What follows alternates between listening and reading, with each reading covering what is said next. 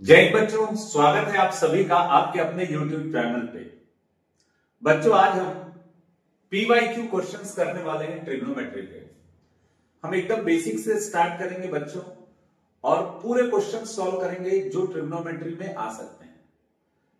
तो आप बच्चों ये क्वेश्चन को ध्यान से देखिएगा और जितना ज्यादा प्रैक्टिस कर सकते हो उतना ज्यादा प्रैक्टिस करिएगा। ठीक है, अपन शुरुआत करते हैं ट्रिग्नोमेट्री का PYQ क्वेश्चंस। जैसे यहां पर क्वेश्चन में दिया है sec theta sin theta equal to 0 then find the value of theta. तो बच्चों ऐसे क्वेश्चन जिसमें साइन और cos दिए रहते हैं उसको बनाना इजी रहता है, पर जिस क्वेश्चन में sec आ गया उसको हमको कन्वर्ट करना पड़ेगा cos में, क्योंकि sec का रेसिप्रोकल क्या होता है cos। आपको मालूम है sec थीटा किसका रेसिप्रोकल होता है cos का, इसीलिए हमने sec थीटा को क्या लिखा 1 बाई cos थीटा। तो sec थीटा की जगह क्या लिखा हमने 1 बाई cos थीटा। 1 को sin थीटा से मल्टीप्लाई करें तो कितना आएगा sin थीटा। cos थीटा नीचे है एज इट इज आ जाएगा, और sin बाई cos कितना होता है बच्चों tan थीटा। tan थीटा की वैल्यू कितनी आ गई 0। tan थीटा की वैल्यू कितनी आ गई 0। अब आपको मालूम बच्चों tan थीटा की वैल्यू 0 कब आती है tan 0 डिग्री में। ठीक, तो नॉर्मली हम क्या करते हैं जब वैल्यू 10 में है तो इसको भी 10 के टर्म्स में ही लिखते हैं। तो 10 और 10 को कंपेयर करेंगे तो थीटा का वैल्यू कितना आ जाएगा 0 डिग्री। तो कभी भी बच्चों अगर आप कन्वर्ट कर देते हो उसके बाद कंपेयर करना, तो 10 को किसके साथ कंपेयर करोगे 10 के साथ, तो थीटा का वैल्यू कितना आ गया 0 डिग्री। इसका मतलब क्वेश्चन में आपसे पूछ रहा है find the value of theta, means theta का वैल्यू कितना होगा 0 डिग्री।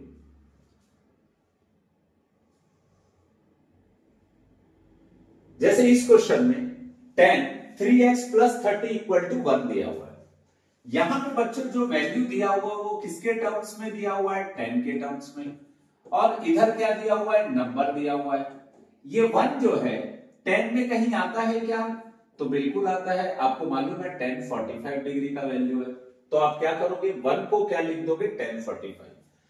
ये sin 90 का भी वैल्यू है बच्चों, लेकिन हम sin 90 क्यों नहीं लिख रहे, क्योंकि अगर यहां sin लिखे और यहां tan है तो कंपैरिजन नहीं हो पाएगा।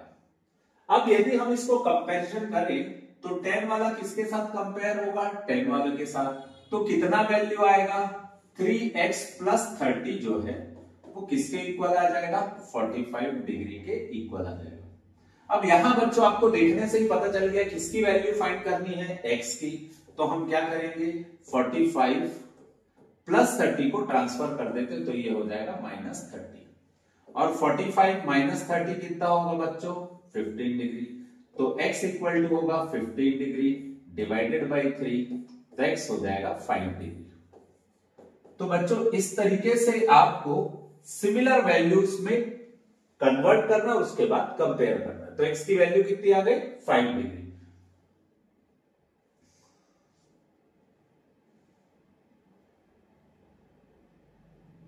What happens to value of cos theta when theta increases from 0 to 90 degree?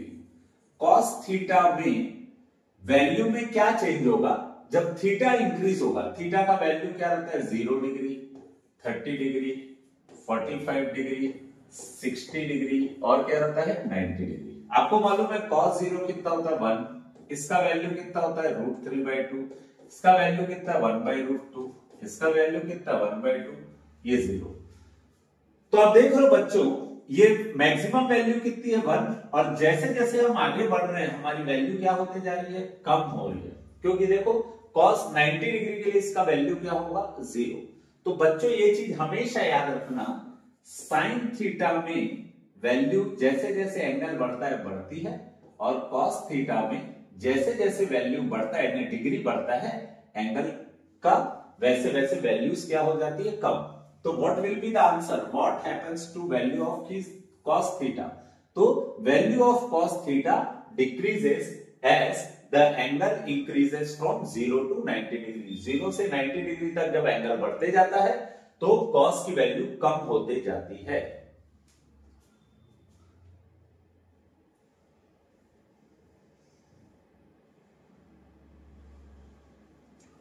Question ये दिया हुआ है बच्चों, find the value of 2 tan theta plus cos square theta. हम इसको क्या करते हैं, साइन थीटा और कॉस थीटा हमको इक्वल दिया हुआ है, तो हम इसको ऐसा कर सकते हैं बच्चों, साइन के नीचे अगर मैं कॉस को डाल दूं तो यहां पे क्या बच जाएगा 1, और साइन बाई कॉस कितना होता है tan थीटा, तो tan थीटा की वैल्यू कितनी आई 1, tan थीटा की वैल्यू कितनी आई 1। अब tan थीटा की वैल्यू अगर 1 आई है, इसका मतलब 1 को हम 10 में कन्वर्ट करेंगे और आपका दिमाग तुरंत दौड़ेगा ये किसका वैल्यू है tan 45 का, तो थीटा इक्वल टू कितना होगा 45 डिग्री।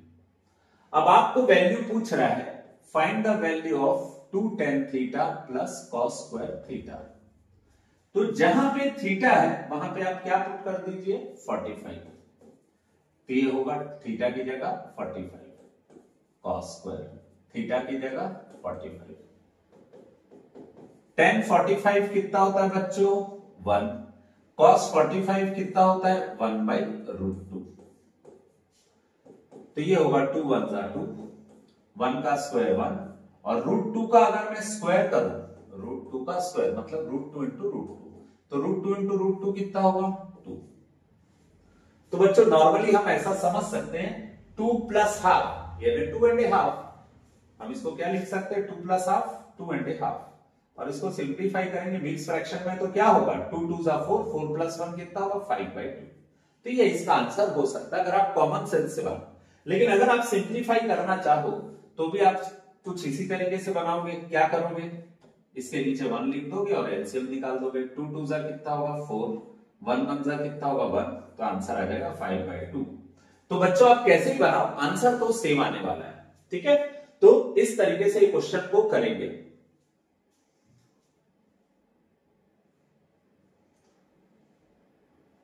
अब इस क्वेश्चन में आपको एंगल्स दिए हुए हैं अलग अलग, सिर्फ वैल्यू पुट करना और आपको आंसर आ जाएगा, लेकिन ये वैल्यू आपको मालूम रहेगी तभी आप इसकी वैल्यू पुट कर सकते हैं। तो बच्चों थोड़ा सा कंसंट्रेट करिएगा, ट्रिग्नोमेट्री बनाते समय फॉर्मूलेज और वैल्यूज याद रखिएगा, तभी आपसे ट्रिग्नोमेट्री बनेगा, नहीं तो आपको बहुत तकलीफ जाएगी, आपका मॉरल डाउन हो जाएगा। तो सबसे पहले बनाने से पहले फॉर्मूला याद करिए और वैल्यूज याद करिए और पुट करिए, आपसे आंसर बन जाएगा। जैसे ये tan 30 है, tan 30 का वैल्यू कितना होगा 1/√3, tan 60 का वैल्यू कितना होगा √3, कोसेक 30, बच्चों आपको कोसेक का वैल्यू नॉर्मली नहीं मालूम रहता है, तो कोसेक 30 क्या होता है, कोसेक किसका रेसिप्रोकल होता है साइन का, तो कोसेक 30 किसका वैल्यू होगा साइन 30 का उल्टा, साइन 30 कितना होता है बच्चों 1/2, तो इसको उल्टा करेंगे तो क्या हो जाएगा 2/1। करना क्या है बच्चों आपको, कोसेक किसका रेसिप्रोकल होता है साइन का, साइन 30 की वैल्यू कितनी है 1/2, ये अपॉन में, तो इसको रेसिप्रोकल करेंगे तो ये क्या आ जाएगा 2/1, तो कोसेक 30 की वैल्यू कितनी होगी 2, tan 45 कितना होता है 1, cot 45 भी होता है 1, ठीक है।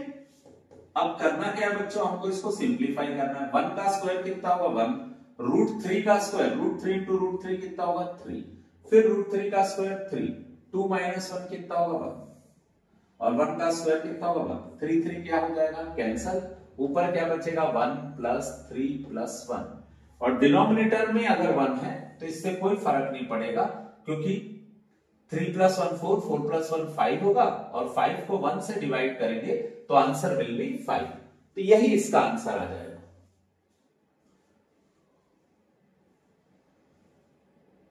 बच्चों मोस्टली क्वेश्चन जो आते हैं, जितने क्वेश्चन अभी हमने किए ये भी कभी ना कभी आए हुए हैं, लेकिन मोस्टली जो क्वेश्चन प्रिफर किया जाता है सीबीएसई के द्वारा वो ऐसे क्वेश्चंस को प्रिफर किया जाता है।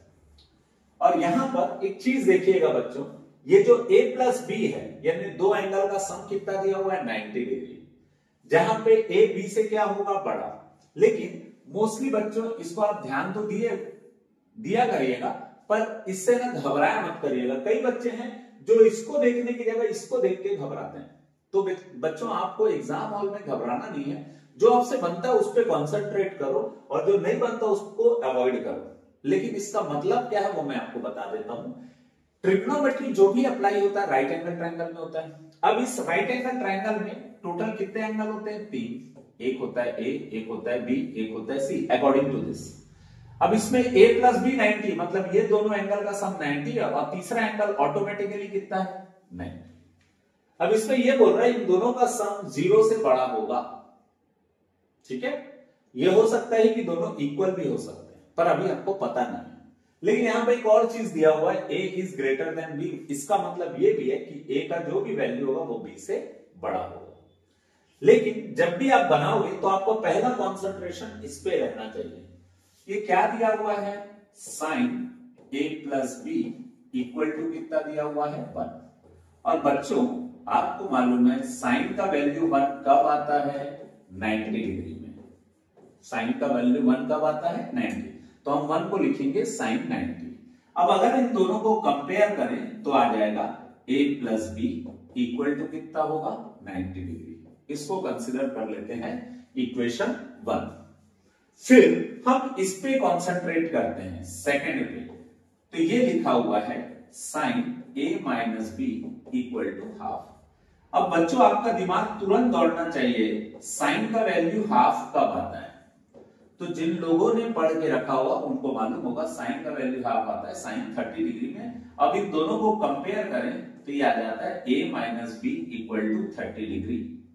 बच्चों कई लोग ऐसा दिमाग लगाते हैं या कई स्कूल में ऐसा पढ़ाते हैं कि साइन साइन कैंसिल हो जाता है, पर बच्चों एक्चुअली वो कैंसिल नहीं होता है, वो कंपेयर होता है ना। तो ये कितना हो जाएगा? a minus B equal to कितना होगा? 30 डिग्री। अब हम इन दोनों इक्वेशन को सिंप्लीफाई करेंगे। a प्लस बी कितना है? 90 डिग्री। a माइनस बी कितना है?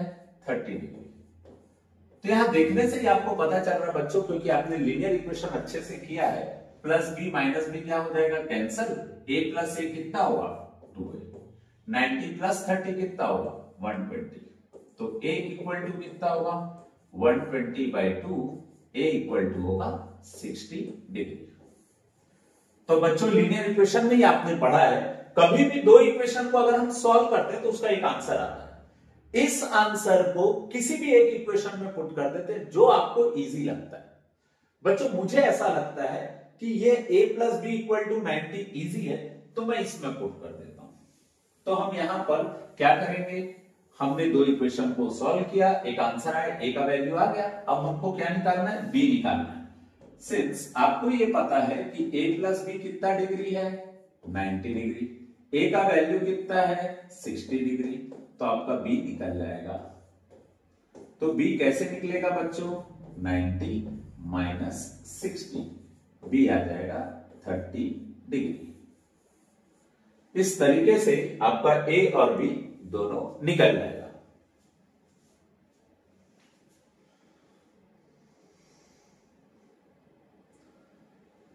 जैसे ये क्वेश्चन है, इसमें भी आपको देख के ही समझ आ गया होगा, सिर्फ वैल्यू पुट करना है। साइन 90 का वैल्यू कितना होता है? 1। कॉस 45 का वैल्यू कितना होता है? 1/√2। ये जो कोसेक 30 है, कोसेक किसका रेसिप्रोकल होता है? साइन का। और साइन 30 का वैल्यू कितना होता है बच्चों? 1/2। इसको रेसिप्रोकल करेंगे तो क्या आ जाएगा? ये 2/1। ये डिवाइड है, डिवाइड को मैं मल्टीप्लाई करूंगा तो 2 ऊपर आ जाएगा, 1 कहां जाएगा? नीचे। सेम ऐसा ही कुछ यहां पर भी होगा। ये डिवाइड है, इसको मैंने इंटू किया तो √2 कहां चले जाएगा? ऊपर, और 1 कहां जाएगा? नीचे। 1 × √2 √2/1 √2। 1 × 2 कितना होगा? 2। तो ये होगा बच्चों आंसर। ये दोनों प्लस इसलिए नहीं होंगे क्योंकि ये रैशनल नंबर है और ये इररेशनल नंबर, दोनों का सम नहीं होता।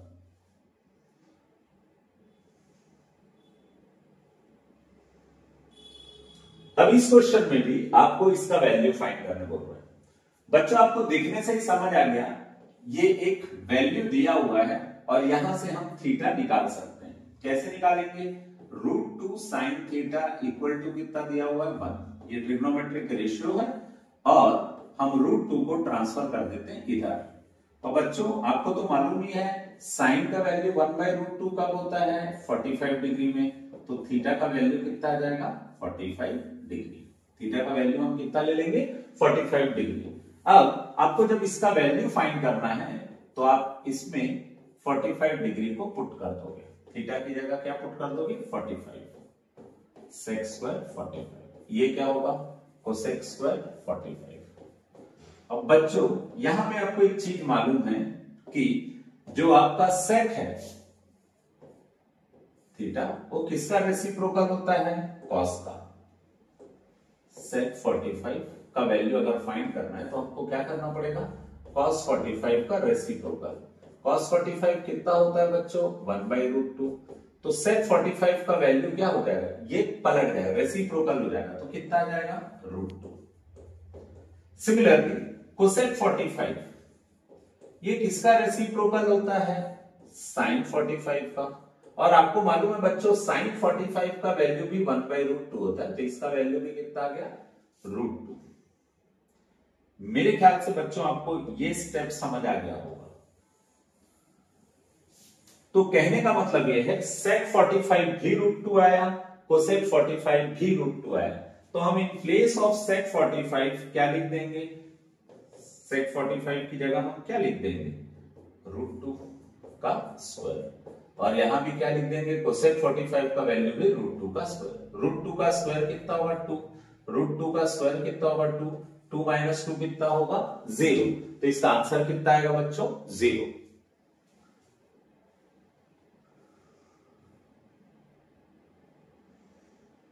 Question number 9 4 cos theta equal to 11। बच्चों ये जो क्वेश्चंस रहते हैं ना ये बहुत अलग अलग तरीके से बन सकते हैं, पर मेरा आपको सलाह है बच्चों जैसे ये क्वेश्चन में दिया है cos और sin कभी भी एक साथ दिया है कभी भी, तो समझिएगा उससे tan निकालना है हमको। ये sin है, ये cos को मैं अगर इसके नीचे डाल दूं तो यहां का जो 11 है वो बेचारा कहां चल जाएगा 4 के पास, ये मल्टीप्लाई में इधर आके कहां जाएगा डिवाइड में, तो ये हो जाएगा 4/11 equal to sin by cos कितना होगा tan थीटा। ये पिक्चर को हम यहीं पे रोक देते हैं। हमने क्या किया sin और cos एक साथ है तो हमने क्या किया cos को sin के नीचे डाला so that sin by cos क्या हो जाए tan थीटा, और tan थीटा का ये रेशियो निकल गया 4/11। अब हम आते वापस क्वेश्चन पे। क्वेश्चन क्या दिया हुआ है 11 cos theta minus 7 sin theta. बच्चों एक चीज याद रखना मोस्टली क्वेश्चन ऐसे रहते हैं जिसमें अगर sin और cos एक साथ दिए हैं तो 90% क्वेश्चन में हमको क्या करना पड़ता है पूरे इक्वेशन को cos से डिवाइड करना पड़ता है, पूरे इक्वेशन को किससे डिवाइड करना पड़ता है cos से। और ऐसा हरकत हम क्यों करते हैं क्योंकि इससे होगा क्या ये हो जाएगा 11 क्योंकि cos और cos क्या हो जाएगा कैंसिल -7। sin बाई cos को हम क्या मान सकते हैं tan थीटा, यहां भी cos cos कैंसिल हो जाएगा तो कितना आएगा 11 प्लस 7, sin बाई cos को क्या मानेंगे tan थीटा। बच्चों मुझे ऐसा लगता है कि आपको यहां तक समझ आ गया होगा, और यदि आ गया है तो आप क्या करिएगा अब ये जो tan थीटा है इसकी वैल्यू आपने कितनी फाइंड की 4/11, तो in place of tan theta आप क्या पुट कर दोगे 4/11। ऐसा ही हरकत हमको इस तरफ भी करना है डिनोमिनेटर में, तो क्या हो जाएगा बच्चों भूल के भी इन दोनों को कैंसिल नहीं करना क्योंकि इनके बीच में क्या है माइनस, माइनस रहता है तो कैंसिल नहीं होता, मल्टीप्लाई में कैंसिल हो जाता है। तो 7 4 जा कितना होगा 28 डिवाइडेड बाय क्या होगा 11। सिमिलरली नीचे भी क्या होगा 7 4 जा 28 डिवाइडेड बाय 11। अब बच्चों इस क्वेश्चन को आपको देख के ही समझ आ गया होगा कि यहां पे आपको क्या करना है एलसीएम निकालना है, ठीक। तो एलसीएम निकालने के लिए हमको क्या करना पड़ेगा, एलसीएम निकालने के लिए हमको पहले इन दोनों को सिंप्लीफाई करते हैं, है ना। कैसे करेंगे वो देखते हैं। 11 और 1 का एलसीएम कितना आएगा बच्चों 11, फिर 11 से मल्टीप्लाई होगा तो कितना होगा 121 माइनस, फिर 128 से मल्टीप्लाई होगा। सिमिलरली नीचे भी ऐसे ही होगा सेम। 11 इंटू 11 कितना होगा 121, 1 इंटू 28 कितना होगा 28 डिवाइडेड बाई क्या होगा 11। यहां पर भी क्या होगा 121 प्लस 28 डिवाइडेड बाई क्या होगा 11। तो दोनों का डिनोमिनेटर क्या हो जाएगा, कैंसल। 121 में अगर मैं 28 को माइनस कर दूं तो कितना आ जाएगा, 93। 121 में 128 को प्लस करूं तो कितना आ जाएगा, 149।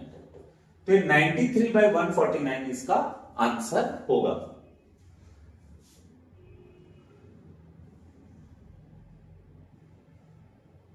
क्वेश्चन नंबर 10 में देखिए बच्चों, अगेन सेम ऐसा ही क्वेश्चन है और ऐसे ही क्वेश्चन मोस्टली आते हैं। 10a प्लस बी कितना दिया हुआ है, √3। 10a प्लस बी कितना दिया हुआ है, √3। 10 का वैल्यू √3 कब आता है, 10 का वैल्यू √3 आता है 10 60 डिग्री में। यहां से हम अगर कंपेयर करें तो a plus B equal to कितना होगा, 60 degree. Let it be equation number 1। Similarly अब हम किसको सॉल्व करते हैं, सेकंड वाले को। 10a minus B equal to कितना होगा, 1/√3। और 10 का वैल्यू 1/√3 कब होता है, 10 30 डिग्री में। तो अगर इसको भी कंपेयर करें तो a minus B equal to कितना हो जाएगा, 30 डिग्री। ये कौन सा इक्वेशन है, सेकंड। अब हम फर्स्ट और सेकंड दोनों इक्वेशन को सिंप्लीफाई करते हैं from equation 1 and 2। a plus B कितना है, 60। a माइनस बी कितना है, 30। अब हम दोनों को सिंप्लीफाई करते हैं। प्लस बी माइनस बी क्या हो जाएगा, कैंसल। a प्लस a कितना होगा, 2a, और 60 प्लस 30 कितना होगा, 90। तो a इक्वल टू होगा 90/2। a इक्वल टू हो जाएगा 45 डिग्री। a इक्वल टू कितना होगा, 45 डिग्री। अब बच्चों हमको करना क्या है, a का वैल्यू अगर 45 डिग्री आ गया तो हमको अब b फाइंड करना पड़ेगा। और b फाइंड करने के लिए हम क्या करते हैं, इसको किसी भी एक इक्वेशन में पुट कर देते हैं। सिंस हमको मालूम है a plus B equal to कितना था, 60 डिग्री। a का वैल्यू कितना है, 45 डिग्री। तो आप b इजीली निकाल सकते हो। b निकालने के लिए आपको क्या करना पड़ेगा, 60 और 45 को माइनस करना पड़ेगा। तो b का वैल्यू आएगा 15 डिग्री। इस तरीके से बच्चों आपके a और b दोनों की वैल्यू आप फाइंड कर सकते हैं।